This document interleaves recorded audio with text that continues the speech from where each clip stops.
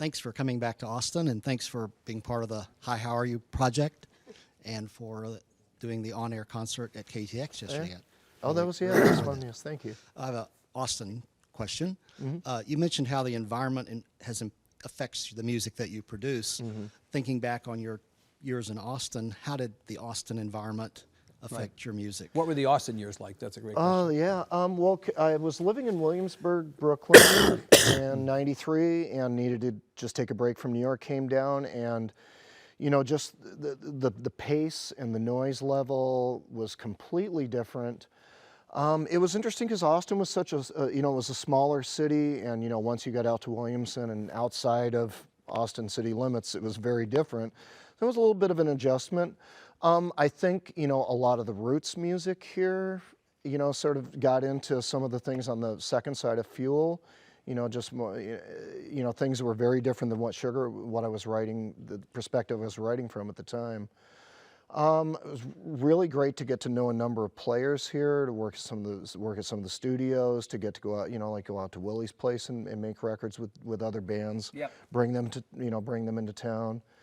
I mean, all of the... Because people don't know, you actually produce other people's music as well as make your own, and that opportunity really existed for you here with so many people who wanted did a lot of different things, whether it was Starfish or Magnapop came in from Georgia, helping out people, helping out the Trans Syndicate folks at the time. So it was, I mean, I was, real active, was very, lucky to get asked to do South by Keynote in '94, and I mean, it was really...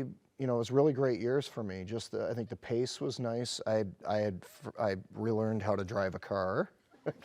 I would work all day and then get to drive up 183 and back, just listening to my work for an hour at night. It's a delight now. I see that toll lane on Mopac. I'm like, what? Right. The toll lane is the cure, not the disease. I am prepared to say. Good. Thank you, sir. Thank you so much. Thank you for being here today. I had a question about something we didn't cover, and that was your background in wrestling. Oh my gosh! If you could talk about that, how did you get into that? You have a couple that? hours? No. Yeah, exactly. How did you get into that? Because you really got in deep there. The question is about my time in professional wrestling. It was one of my other hobbies as a kid. I used to go to the wrestling matches in Montreal. I used to buy magazines. You knew it was fake, right? I got wised up eventually. Yeah. I mean, I didn't want to believe it, but it's predetermined. It's not fake. There's nothing fake about it. It's predetermined. It's like pre-owned as opposed to used. Predetermined right? cooperative choreography. Got it. Carry on. Carry on. But when I moved to Minnesota, I started going back to the matches, and I met a fellow who worked at a record store, who also worked for the wrestling promoter in the Twin Cities. And he could see that I was sort of a knowledgeable fan, so he would tell me more and tell me more and tell me more, and then finally he, let me behind the curtain, and then you see how it works. And, and then he introduced me to different people in the business, one of whom was working for Time Warner AOL, Ted Turner's World Championship Wrestling. And in the fall of '99, there was an opening, as for a creative consultant, and I came in and did my best for 7 months, and they went out of business a year after I left. But it was sort of like, welcome aboard the Titanic. Would you like to sit in the front, or would you? So I actually could see the iceberg coming. It was sort of crazy, but it's a fascinating business. It's I mean, the parallels to rock and roll, right. the touring, the you can get away with anything behavior, at least in those days, before social media and well, you cell got phones. stories to tell, right? That's it. I have another book just sitting there waiting. To be written about those days. Sir. Thanks for coming. Absolutely, I just saw a short video you did on Berlin. Yeah. That was really cool. Oh, thanks. My wife and I spent a lot of time in Berlin, and I'm curious about. And then when I saw your book was called, your new album's called Sunshine Rock, I was like, I laughed because Berlin has a lot of days that aren't too sunny. And you know how they get when the sun comes out. Yeah, exactly. There's a sliver, they run and... Exactly. But I'm curious what role kind of Berlin played in... Great question. ...in the music. It's a great city. I mean, such an overwhelming history, and a city that's always rebuilding, and it's really on the upswing.